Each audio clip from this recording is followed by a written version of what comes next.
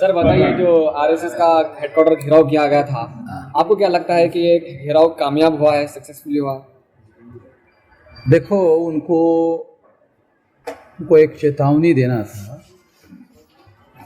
कि आप लोग संविधान के विरोध में काम कर रहे हो, तो इसको बर्दाश्त नहीं किया जाएगा। तो हेडक्वार्टर को छोड़कर भाग जाना क्या इस बात का सबूत नहीं कि जो चेतावनी देने का हमारा मकसद था वो पूरा हो गया? मारकाट तो करना नहीं था। हम लोगों को एक उनको मैसेज देना था कि तुम जो संविधान के विरोध में काम कर रहे हो वो तुम्हारी बदमाशी हमें समझ में आ गई है और हम ये बर्दाश्त करने वाले नहीं है। ये अभी तो चेतावनी दे के छोड़ रहे, आगे क्या करने वाला है? आगे तो 2030 तक तैयारी कर रहे। हमारे आज़ादी की हम लोग तैयारी कर रहे हैं, गुलाम बना के रखने नहीं लेकिन देंगे। आपको क्या लगता है, आप गुलाम हैं? आज़ादी की तैयारी जो कर रहे हैं, वामन मेश्राम को तो गुलाम बना के रखना संभव नहीं है ना। मगर वामन मेश्राम का मतलब ये थोड़ी है कि सारी प्रजा, मेरी जो प्रजा है, मेरे जो एमएलए है, मेरे जाति बिरादरी के जो एमएलए है, एमपी है, उनको पार्लियामेंट में बोलने नहीं दिया था भाई। एससी एसटी के 131 मेंबर पार्लियामेंट है, उनको पार्लियामेंट में बोलने नहीं दिया जाता। बोलने की आजादी ना होना गुलामी का सबूत है।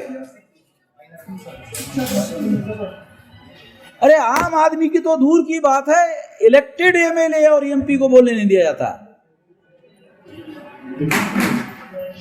131 member parliament schedule caste schedule type के हर 5 साल में चुनकर जाते हैं और 1000 से ज्यादा एमएलए जो है रिजर्व सीट पर विधानसभा में चुनकर जाते हैं। जब इतने ज्यादा लोग चुनकर जाते हैं तो कभी हमारे एमएलए एमपी को बोलते हुए देखा?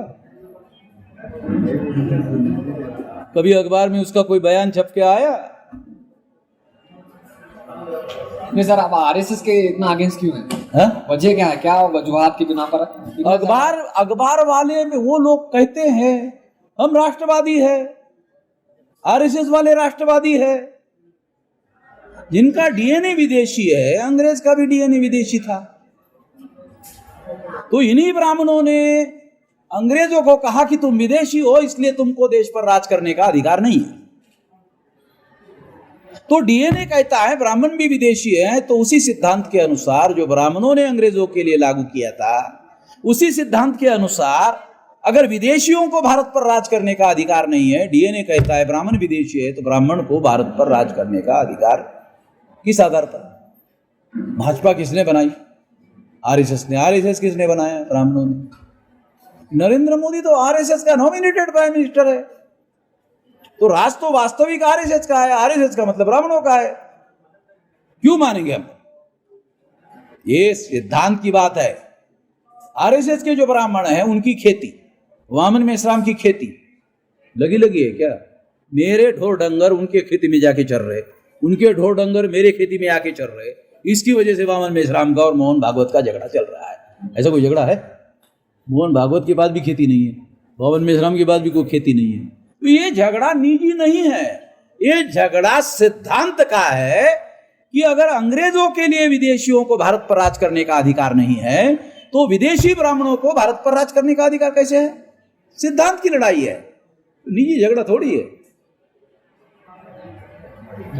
और कर्नाटक में आने वाले साल में इलेक्शन है, तो आपकी तंजीम की या आगे देखो, बीजेपी के लोगों को यूनाइटेड फ्रंट बनाकर हरवाया जा सकता है। ऑल अपोजिशन के लोगों को यूनाइटेड फ्रंट बनाना चाहिए।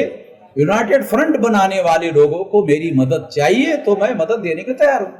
सेकुलर गवर्नमेंट कर्नाटक में बननी चाहिए। सर, मूल निवासी वर्सेस आरएसएस ऐसा फाइट चलता है। वो कर्नाटक भी और सतीश जारकिहोली एमएलए बेलगांव से एक इशू हो गया। तुम भी नेशनल लेवल पे भी ऐसा इशू होता है। सो जारकिहोली वो स्टेटमेंट वो मनुवादी बहुत लोग ऑब्जेक्शन करता है। मोदी का नहीं ऑब्जेक्शन करता है, ऐसे कंट्रोवर्सी बोलते हैं क्या?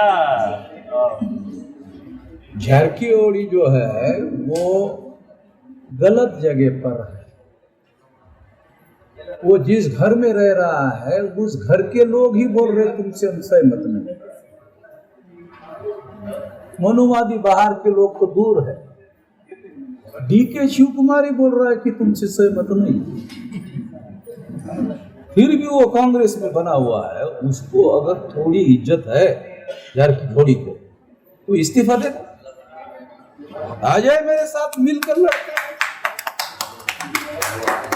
क्योंकि कांग्रेस में रहकर उसने बयान दिया और कांग्रेस वाले उसकी बात नहीं मान रहे। अभी मेरे पास सबूत है, उसको चाहिए तो मेरे से ले ले। दयानंद सरस्वती है ना ब्राह्मण, गुजरात का टंकारा गांव, उसने लिख कर रखा कि ये हिंदू तो मुसलमान की दीदी गाली, ये लिख के रखा। मेरे पास किताब है दयानंद सरस्वती का, किताब है मेरे पास। अभी का बहुत मुस्लिम्स कर्नाटक में कांग्रेस के साथ चलता है और बीजेपी को वोट डाल दिया। लास्ट एमपी इलेक्शन में, वही इलेक्शन में वो कैंडिडेट हमारा है ऐसे बोलता है, बीजेपी कैंडिडेट को ये हमारा कैंडिडेट है ऐसे बोलता है। उन लोगों को कैसे क्या बोलना चाहिए? अब वो मुस्लिम लोग अपना फैसला बनाकर ऐसा कर रहे हैं, अगर वो गलत काम कर रहे हैं तो ये सवाल भी उनको ही पूछना चाहिए, मेरे को क्यों पूछ रहे हो? वो गलती कर रहे हैं, सवाल मेरे को पूछ रहे हो। मैंने कौन सी गलती की जो सवाल पूछ रहे हो मेरे को? सीएम इब्राहिम, ये मुस्लिम लीडर, वो बोलता है हम भी वो जारकीहोली, वो मुस्लिम लीडर कर्नाटक में वो ये पुराना लीडर माइनॉरिटी बिल लेके आ गया। वो पावर जाने लेने के वो जेडीएस गया। वो बोलता है जारकीहोली गलत बोलता है। सीएम इब्राहिम एक मुस्लिम लीडर, माइनॉरिटी लीडर है, बोलता है जारकीहोली गलत। तो उसको मालूम है मुसलमानों के वोटों से वो चुनकर नहीं आ सकता, तो दूसरे लोगों के वोट लेना पड़ेगा। दूसरे लोगों को नाराज करना ठीक नहीं रहेगा, इसलिए सीएम इब्राहिम ऐसा बोल रहा है। सर आप मजबूरी है। सर आप केजरीवाल के ताल्लुक से क्या बोलेंगे? केजरीवाल की पॉलिटिक्स जो है एक हिंदुत्व की तरफ जा रही है। केजरीवाल बोल रहा है कि लक्ष्मी का चित्र जो है रुपए पर छापना चाहिए, गांधी जी का हटाना चाहिए है? तो आपको क्या लगता है? तो आरएसएस के लोग, बीजेपी के लोग, विश्व हिंदू परिषद से केजरीवाल अलग कैसे?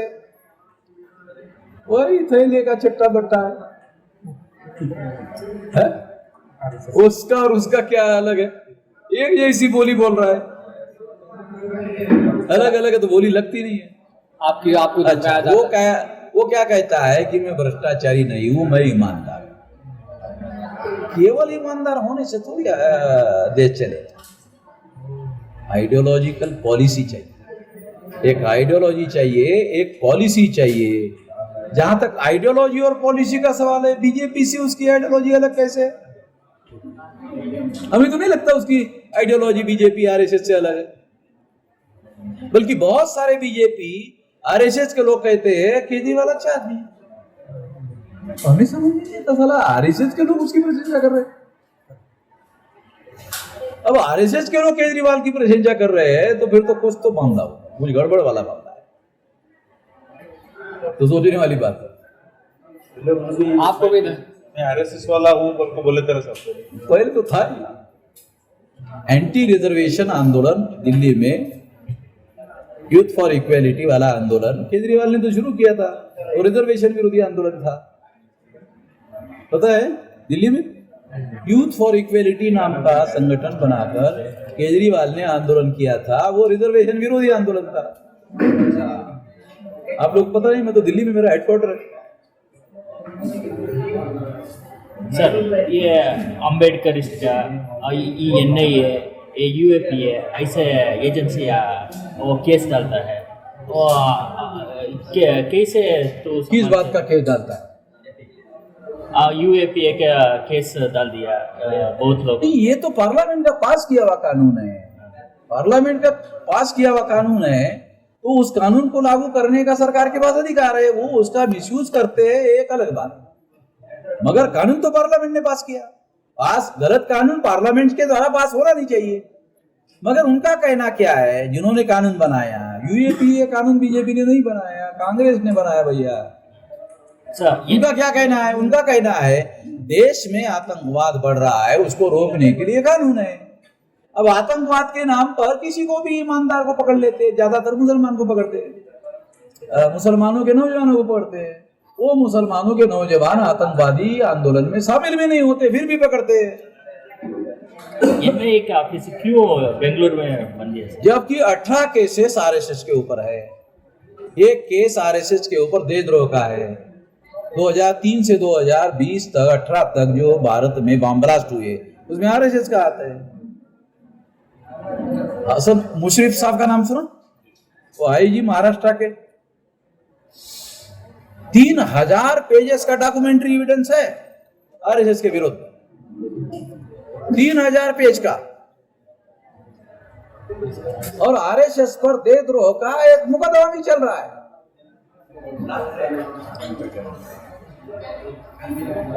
सर आजकल बुद्धिस्ट में ओबीसी के लोग बुद्धिस्ट में बहुत ज्यादा कन्वर्ट हो रहे हैं और आरएसएस परेशान मुझे तो नहीं दिखाई दे रहा है। उनके बाप दादा का, ओबीसी के बाप दादा का धर्म ही बुद्धिस्ट था। ये बुद्धा की जाति क्या है? शाक्य। शाक्य कौन सी जाति? मंडल कमीजन में ओबीसी। उनके बाप दादा का ही धर्म था। अब उनको मालूम आज हो रहा है तो अब उन्होंने कहा मेरे बाप दादा का धर्म था, उसमें जा रहे हैं, अभी मालूम हो रहा उनको। सर जिस तरह की बातें आप बता रहे हैं, ग्राउंड लेवल पर उसके खिलाफ काम करने के लिए कोई आगे बढ़ता नहीं है। जैसे ही कोई आवाज उठती है तो या तो उसे अरेस्ट कर लिया जाता है या उसी तरह पूरी तरह उसे खत्म कर दिया जाता है। क्या सोल्यूशन होना चाहिए? मुसलमान जमीनी लेवल पर काम करेगा तो उसको अरेस्ट नहीं करेंगे, और कर रहे हैं। SC ST OBC इस देश की मूल समस्या है। इनका इस्तेमाल करते हैं आरएसएस के। अगर इनको जगाया जाए, इनको जोड़ा जाए, इनका संगठित शक्ति निर्माण किया जाए तो इनका इस्तेमाल ही आरएसएस के लोग कर नहीं पाएंगे मुसलमानों के खिलाफ।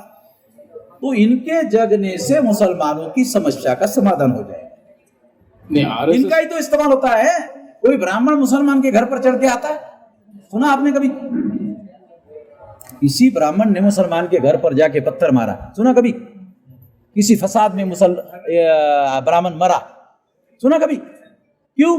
वो दिमाग चलाते, प्लान बनाते घर पे बैठे बैठे।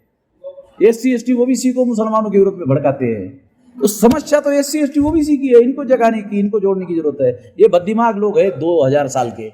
लेकिन बताया जाता है कि ब्राह्मण लोगों को फॉरवर्ड करने के लिए, आगे बढ़ाने के लिए आरएसएस की बुनियाद डाली गई। लेकिन देखा जाता है कि पीएम ब्राह्मणिज्म से नहीं है, होम मिनिस्ट्री उसके लेवल पे नहीं है। तो क्या प्लान होगा? ये तो रिमोट कंट्रोल से चलाते हैं ना। सामने देखो होता क्या है कि जो अनपढ़ लोग थे, अनपढ़ लोग होते हैं वो आंखों से काम लेते हैं, बुद्धिमान लोग दिमाग से काम लेते हैं।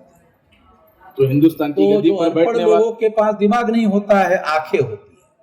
तो आंखों से कहते अरे हमारा बैकवर्ड आदमी है नरेंद्र मोदी, वो सड़ी के साले पर दिमाग देखने से ही गधे बन जाते हैं। तो अनपढ़ गवार आदमी आंखों से काम लेता है और ब्राह्मण जैसा आदमी दिमाग से काम लेता है। क्यों? पढ़ा लिखा है, 2000 साल से पढ़ रहा है। ये 2000 साल से आपकी भाषा में जाहिल बना के रखा हुआ है। अनपढ़ गवार साला बहुत छोटा शब्द है। आप लोगों का शब्द है ना जाहिल। जाहिल बढ़िया शब्द है, जाहिल बना के रखा हुआ है। नहीं, ये जो बातें कही जा रही है ग्राउंड लेवल पे उठाने वाला नहीं है, और जैसे ही कोई आवाज उठती है दबा दिया जाता है। सोल्यूशन क्या होगा उसका? हम लोग उठा रहे हैं। 3.5 लाख लोग नागपुर में लोग आए आकाश से टपके, क्या जमीन से ही तो आके चले गए वहां। ये 567 जिलों से लोग वहां आए, वो जिलों में काम कर रहे, तब तो आए थे एक बार। तो हमारा पब्लिसिटी में कोई अखबार खबर नहीं छापता। क्यों? भारत में जितने चैन अखबार है सारे ब्राह्मण बनिया चला रहे, जो आरएसएस के समर्थक है। ब्राह्मण पत्रकार है, बनिया मालिक है। वामन मेश्राम की खबर ही आउट, ये तो नागपुर के आंदोलन को मजबूर होकर 14 चैनल के लोगों ने दिखाया। जब मैंने वहां ठोकने के लिए गया ना हेडक्वार्टर पर, तब उनको लगा साले खबर तो देना पड़ेगा भाई, नहीं तो उनके ही लोग अनजाने में रहेंगे तो ठोक लेगा वामन मेश्राम। बताना पड़ेगा कि वामन मेश्राम ठोकने के लिए आया।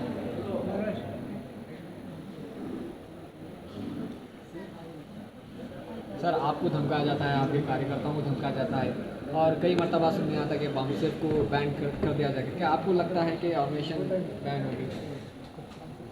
बामसेफ को बैन करने से ज़्यादा फायदा होगा। वामन मेश्राम का दिमाग आम्बेडकर के दिमाग से चलता है। पीएफआई थोड़ी है बामसेफ, है बामसेफ पीएफआई नहीं है। क्यों? क्योंकि बामसेफ मुसलमानों का संगठन नहीं है। जिन लोगों के भरोसे पर बीजेपी दिल्ली में आती है ना, उन्हीं लोगों का संगठन है। अगर वो लोग जाग गए तो उनको ही ठिकाने लगा सकते हैं। तो इसका सबूत है 3-3.5 लाख लोग नागपुर में गए। आकाश से आए क्या? वही तो लोग हैं। यही तो SC ST OBC के लोगों ने दिल्ली में पहुंचाया बीजेपी को। इनके ही विरोध में फतवा दे देंगे तो बंदोबस्त गांव में कौन करेंगे? यही तो लोग करेंगे। अरे एक गांव में एक ब्राह्मण का घर होता है मौलाना। पता है, मैं तो गांव देहात का आदमी हूं ना। एक गांव में एक ही घर होता है, रहेगा हमारी मर्जी पे। साले हमारा पैसे से तो चलता है उसका घर। SC ST OBC का धर्म कार्य करता है तो ब्राह्मण का चूल्हा जलता है। तो नागपुर में जो तहरीक उठी थी आपकी, क्या इसे आगे बढ़ाएंगे, कैसे करेंगे? अभी समझा है नहीं कि ये 6 लाख गाँव में 2030 तक पहुंच जाएगा। ये हमारा संकल्प है। क्या है सर फ्यूचर प्लान? ये संकल्प है कि 2030 तक 6 लाख गांव का संगठन बन जाएगा। और कैसे बनेगा? मुसलमान साथ दे तो भी बनेगा, नहीं साथ दे तो भी बनेगा। क्योंकि मूल संगठन बनाना है SC ST OBC का। ये इनको गधा बनाया हुआ है। SC ST OBC ब्राह्मण ने इनको गधा बनाया है। इनका ही दिमाग ठीक करना है। इनका दिमाग ठीक हो गया, मुसलमान तो पहले से जगे हुए हैं। मुसलमान तो पॉलिटिकली कॉन्शियस लोग हैं। मुसलमानों को जगाने की जरूरत नहीं, वो जगे हुए ही है।